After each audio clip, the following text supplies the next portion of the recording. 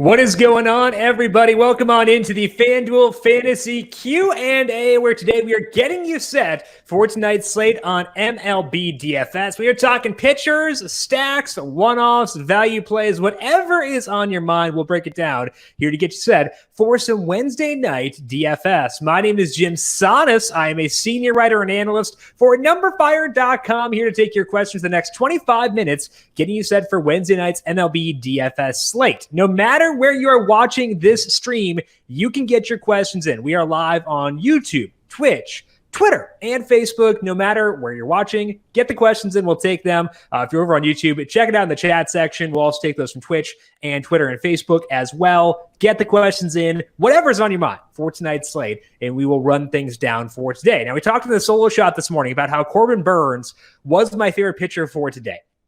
That is still the case. However, if we pull up the weather over at rotogrinders.com, Kevin Roth does a fantastic job breaking down the weather over there. You will see that it's still not looking great for the weather for tonight between the Brewers and the Royals.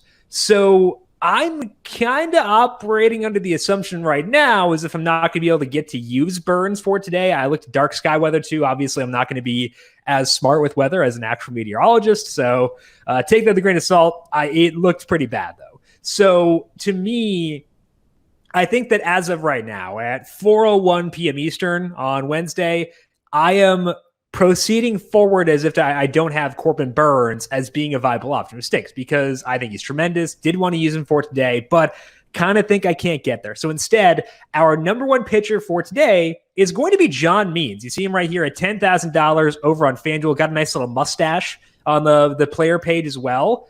Nice is probably generous, but it's a mustache for sure. The reason I like John Means is a couple reasons. So we go to the right day. I was on the wrong day, but John Means facing the Rays. High strikeout team, 32% strikeout rate versus lefties. This is just in 2021. So it is a small sample for a team versus lefties in 2021, which means we don't want to overreact to it. However, the Rays were a high strikeout team versus lefties last year too. And when we talk about regression, we don't talk about them regressing to where they overcompensate. Like, you just expect them not to be as much of an outlier going forward.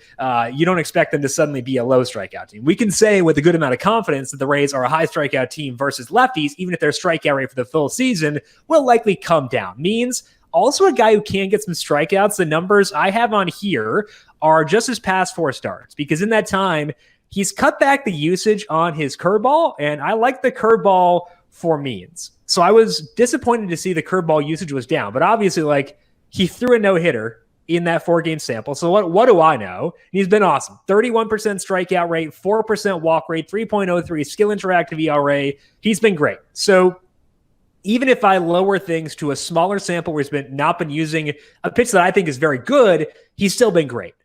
3.03 skill interactive ERA is a tremendous number. So no, he's not Burns, but he is a high strikeout pitcher in a high strikeout matchup. It's really hard for me to say no to that. So John Means, if we assume that Burns is not at our disposal, is going to be my number one pitcher for today. Aaron says, let's do this. High score on some other, whatever those initials are, Aaron. I have no idea what those mean, but we're all about FanDuel here. Hopefully it went well for you there too, Aaron. We appreciate it, though. Hopefully things go well for you tonight as well. Outside of John Means, I do think that there are other pitchers who are interesting. I'm in on Max Scherzer. Now, I would note that the wind is blowing out for today at Wrigley Field. It's out to left at 12 miles per hour. That's probably a decent, like a non-negligible bump up to hitters. You see the total here is 9. The Cubs' implied total is 4.06. That kind of implies, Lacey says this is FanDuel. Shout out Lacey. Well done. Proud of you. Good job. I'm proud of you. Okay, so anyway, the wind's out at 12 miles per hour. They do bump up the Cubs implied total at 4.06. You know, that is concerning for Scherzer. However, there's no Anthony Rizzo for today, still dealing with the back injury. And as Scherzer has had issues in the past, it's largely been with left-handed batters. So you take out the best lefty from this Cubs lineup and you give me Max Scherzer, a guy who can get a lot of strikeouts. I'm good. So I think that I can still get here to Max Scherzer. The salary's high at $11,700, but I am still okay going to him number 2 behind John Means, again, assuming we can't go to Corbin Burns. DJ over on Facebook. Hello, DJ. Should I stack Tampa Bay or St. Louis? Okay, let's go over here and check out the Tampa Bay. Okay, so Tampa Bay is facing John Means. Definitely don't stack them. I would much rather go John Means. St. Louis is facing Trevor Cahill. Cahill's been getting a lot of ground balls this year. It's a 5.2% barrel rate. He's not getting a lot of strikeouts. Also, St. Louis, not my favorite offense to stack. I know Arenado's been super hot recently, but not my favorite offense to stack. So I'd probably be avoiding both. DJ, personally, I think that I think that, I mean, the matchup Means is really tough, and then the Cardinals just not great, and facing a guy who gets a lot of ground balls. So personally, staying away from both. The other question, would you pick Means over Flaherty? So good question, DJ, because Flaherty is facing the Pirates. That is the best matchup you could possibly concoct. I'm going to pull up the implied totals here over at numberFire on the heat map. I am guessing that Jack Flaherty's implied total against will be the lowest in the slate. It is second lowest behind Clayton Kershaw. So that's going to mean a lot of people are going to go to Jack Flaherty for today. I think that's fine. I think that he's a very good floor. But I just don't think the ceiling for him is as high as John Means. You see here, let's just compare the two. Flaherty has a 28% strikeout rate. His most relevant sample Means the 31%. Edge Means there. The matchups, Flaherty facing the Pirates, 22% strikeout rate versus righties. Means facing the Rays at 32%. Edge Means there as well. It's a tougher matchup for Means because, you know, the Rays are good. I think they're fine, but a lot of lefties in that lineup. Their best guys are lefties. So if you're looking for floor, DJ, maybe you could favor Flaherty there, but I'm more concerned with ceiling, and I think that John Means has a not much. He has a better ceiling than Jack Flaherty. So to me, it's Means over Flaherty, and I'm guessing that most people will go Flaherty for tonight, given the betting numbers. So I think that I'll go with John Means for tonight. Lacey, apparently back and hard for FanDuel. We do support other stuff. You know, we're here to endorse good research, good process, no matter where it may be. Lacey, I do appreciate it, but we're just trying to endorse good process. Aaron obviously had very good process last night, so shout out to you as well, Aaron. Alvin, is Kelly confirmed against the Dodgers? No, he's not, Alvin, because the Diamondbacks hate us. They refuse to confirm who is starting. It's great. I'm not mad. I have not seen any confirmation anywhere. Let me refresh here really quick to make sure they have not announced it in the past couple of minutes. They have not. Of course, they hate us. It's probably going to be Kelly based on the way they've operated things. Like, I don't think they can afford to push him back a day for rest. Like, they've got nobody left. So I think they have to use Kelly. I am still operating on the assumption it is Kelly, which means that I still like the Dodgers, but it's not official yet. And that always makes me very nervous. We assumed it was Kelly yesterday too. And we said that it wasn't confirmed, and that was for a good reason because they didn't start him. So I'm assuming, yes, he will start, but no, it's not official. Yes, I'm nervous about it. Yes, I hate it. All the above. And then are you on the Red Sox or the Blue Jays? I think the Red Sox are actually pretty interesting facing Ross Stripling. Stripling, you'll see here, across 5 starts is a 26% strikeout rate. That's a high number. However, most of those came in one start. I think they all came, was it last week? Was he facing the Braves last week? Yeah, okay. Facing the Braves. He got 9 strikeouts in that game.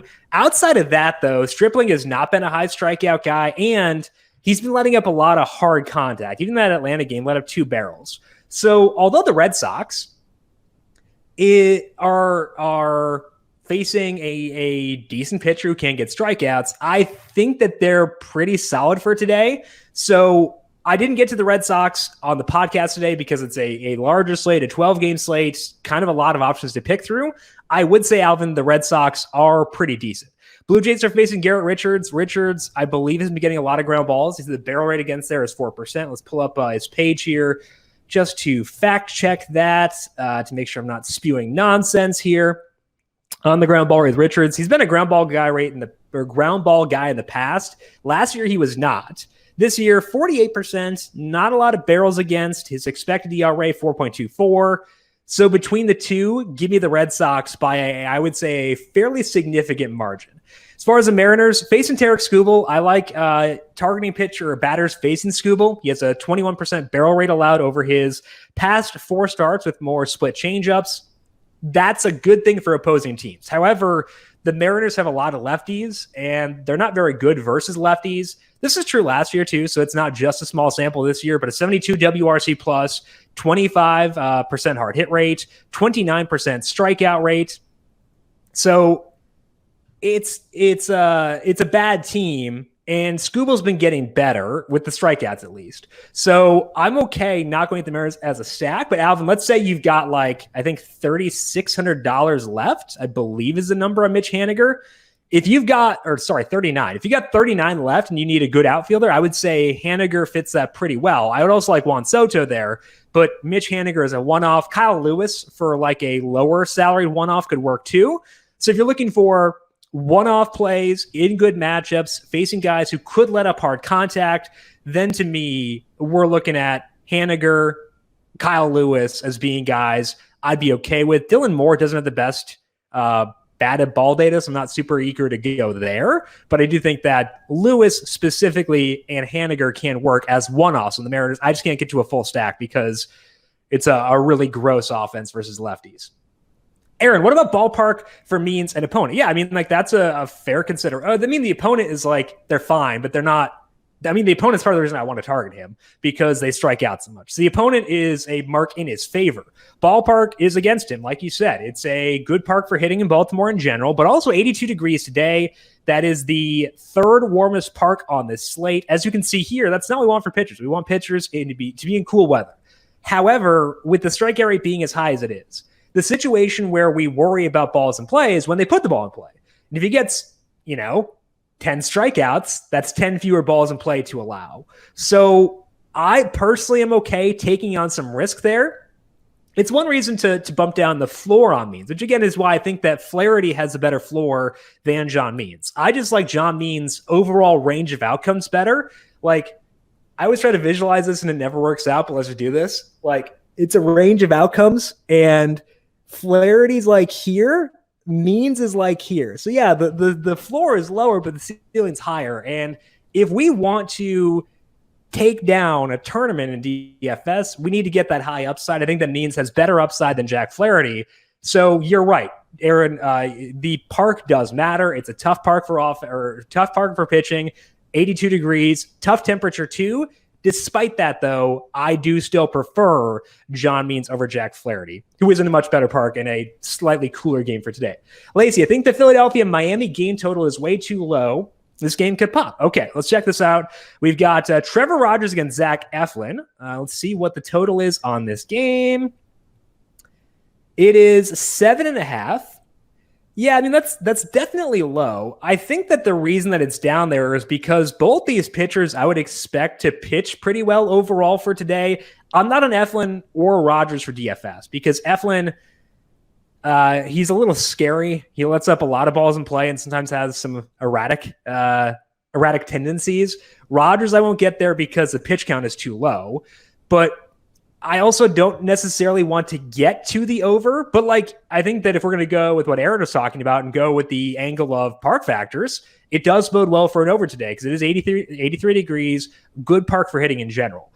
So those are reasons why I wouldn't bet the under on that game, but I'm also not going to get to the over because Rogers and Eflin, really good pitchers I have a lot of respect for. So I think that the weather angle is the best angle in favor of Phillies versus Marlins, and I get why you were there as well. Let's go over to Facebook and talk to Corey. Baltimore is a must money line for tonight. Okay, Baltimore facing Ryan Yarbrough. Yeah, I mean, they're not great against lefties. Yarbrough, kind of a low strikeout guy. Let's check out the money line on the Orioles here. Yeah, minus 126. Yeah, I'm in favor of that. With how good Means has been, obviously there are more things than starting pitchers to consider here. numberFire does not agree with me because they have the Rays favored to win this game, 52% win odds. Baltimore is at 48%, so obviously you would favor Tampa Bay getting plus money, but personally, I'd have a really hard time saying no to John Means in this spot. Michael, rank the stacks. Okay, let's do this. Houston, Boston, Toronto, Washington. I like Washington a lot. Let's go with Washington 1 against Jake Arrieta. Not getting the same ground balls he used to, not getting the same weak contact he used to. Potentially decent weather for hitting in Chicago for today. So I'm going to go with Washington 1. Houston is squaring off with Frankie Montas for tonight. Montas, a guy who's letting up a lot of balls in play, decent amount of hard contact. Astros pretty solid. It's not a good park for hitting. So this is actually the opposite of what I said this morning on the solo shot, where I did talk about the Astros and did not talk about the Red Sox, but I think I'm going to change my mind right now. I'm going to go Nationals 1, Red Sox 2, Astros 3, and I'll go Blue Jays 4. Blue Jays aren't like off the map by any means, but it's harder for me to put them above those other stacks, given that they're less likely to generate the super high upside individual outcomes because the barrel rate against Garrett Richards is lower. So to me, Nationals, Red Sox, Astros, and Blue Jays, the ranking for Michael there over on Facebook. Alvin, where would you rank the Red Sox as a stack? Yeah, so just kind of going through that thought process there, if I'm including them with all teams, I do like the Yankees against Young. I think that they are a pretty good option there. Obviously, stacking against Young burned me in a major way a couple starts ago where he just obliterated the Twins, but who among us has not obliterated the Twins recently? But a 16.7% barrel rate, that's something we can stack against. Low strikeout rate overall. So I think the Yankees would grade out above the other teams here. So we're going Nationals high, Yankees high. I'm still going to put Dodgers 1 under the assumption it's Merrill Kelly. So Dodgers, Nationals, Yankees. Red Sox might wind up being 4, Alvin. I think that is probably where I'm going to go there. Also thoughts on the Brewers lineup. Let's pull it up here. Who are the Brewers facing? They're facing Brad Keller. So, Alvin, I would word of caution, that game might not play. So just be wary of that as far as things go there. Narvaez batting 4th. Interesting. Vogelbach batting 5th. Travis Shaw batting 7th. That's kind of annoying. I like Shaw. I thought that his numbers would be moving upward this year. Moving down to 7th is annoying, but it's not like a cross-off situation for me. Let's see what Narvaez's numbers are versus righties this year. See if we can consider him batting 4th. That's decently high up in the order. Probably going to be a pretty low salary. Narvaez versus righties has a 32% hard hit rate, 37% fly ball rate, 11% strikeout rate. That's not bad. 162 ISO, wish that were a little bit higher, but those aren't bad numbers. So I think if we get the all clear for this game to go, Alvin, I think that Narvaez would be a decent option. I would be okay with Vogelbach, still okay with Shaw too, and Yelich. I don't know. I think I kind of have to go there if I'm going to go. I do think that if we get the all clear, I'd be okay going there. Question from Facebook. Jerry, Eflin has a good match if he can keep control together early. Let's see what generally controls a plus for him. 2% walk rate in his 8 total starts this year. So, and the Marlins are not the most threatening offense either. Corey, what does rank the stacks mean? Okay, so good question. If you are new to MLB DFS, you may not know what the word stacking means. Stacking is when you group together teammates on the same team. The thinking on that is, let's say we decide to stack the Yankees. Let's just go to the Yankees here for funsies. And I have Luke Voit, Aaron Judge, Gio Urshela, and Gary Sanchez on my team. If I had those 4 guys and Luke Voit draws a walk, then Aaron Judge hits a 2-run home, I get the points not only for the run scored by Luke Voit, but also the RBI for Aaron Judge. So you're double dipping there.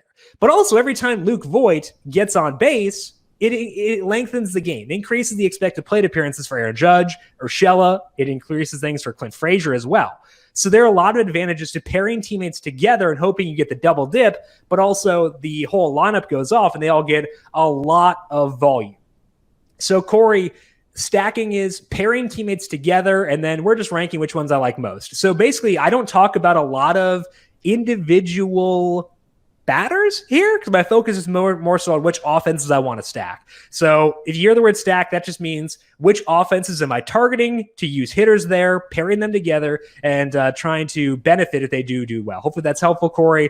Apologies if I was a little bit glossing over with that word previously. Lacey, if you look deeper into it, the type of pitches both Eflin and Rogers throw are right into the strengths of hitters on both sides. Low popularity, 85 degrees. I'm all over it. That process makes sense. I think that if it led you there, trust your process. don't let me question you too much. Alvin, process question. When looking at pitch mix, how much percentage change do you look for? And what do you do if one goes up one star, the next sample it's back down?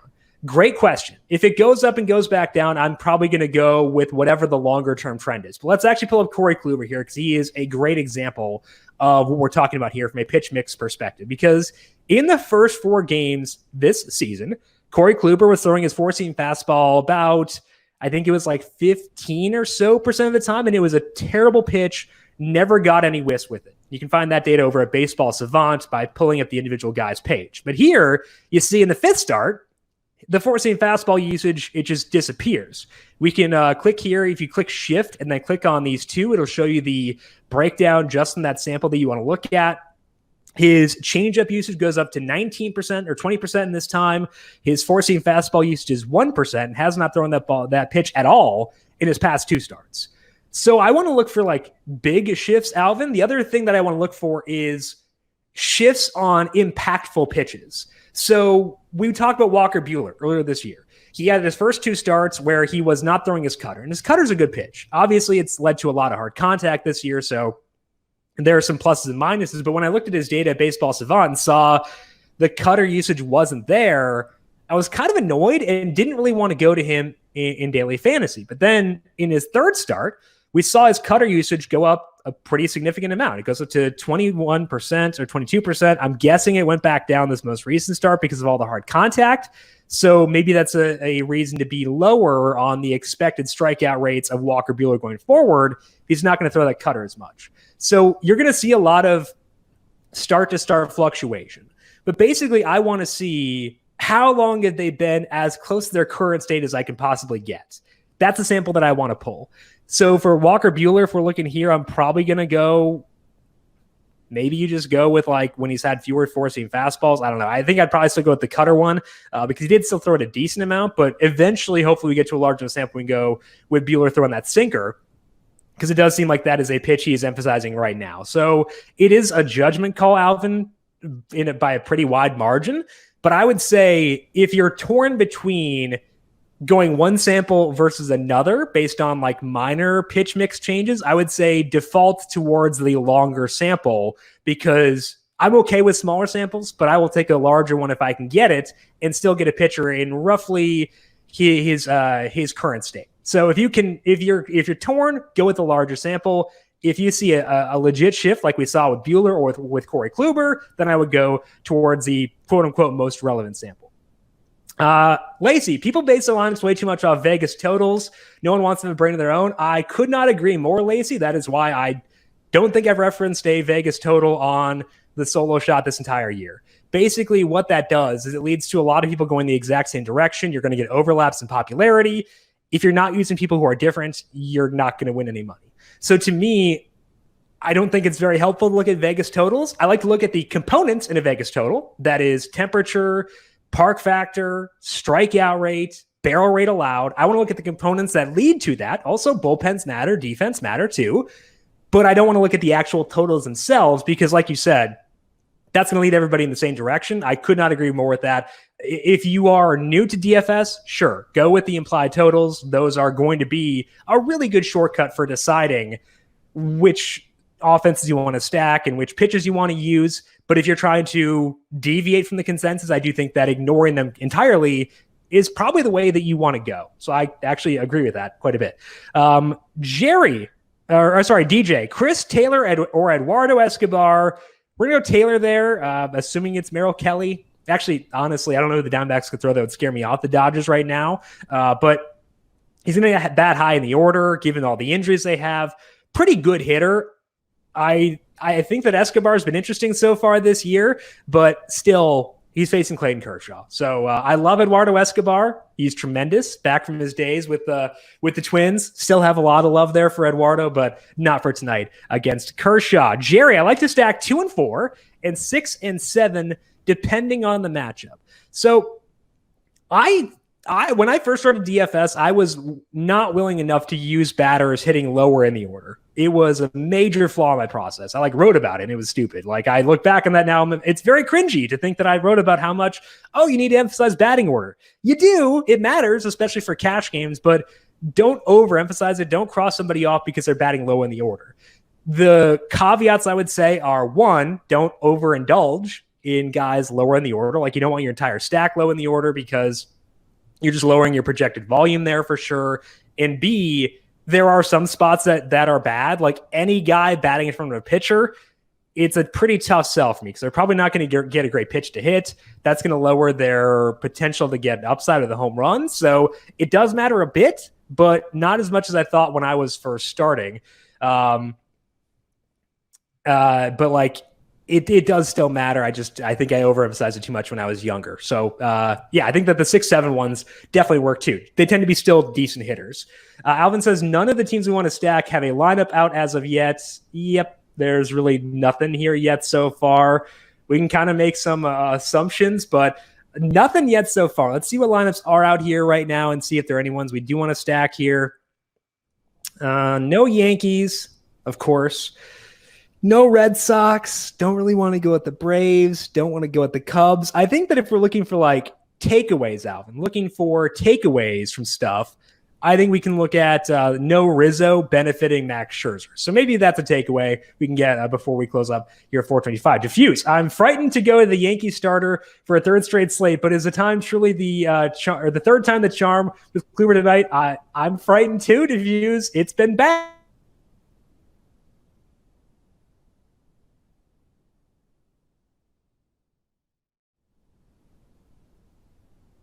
Didn't go super well.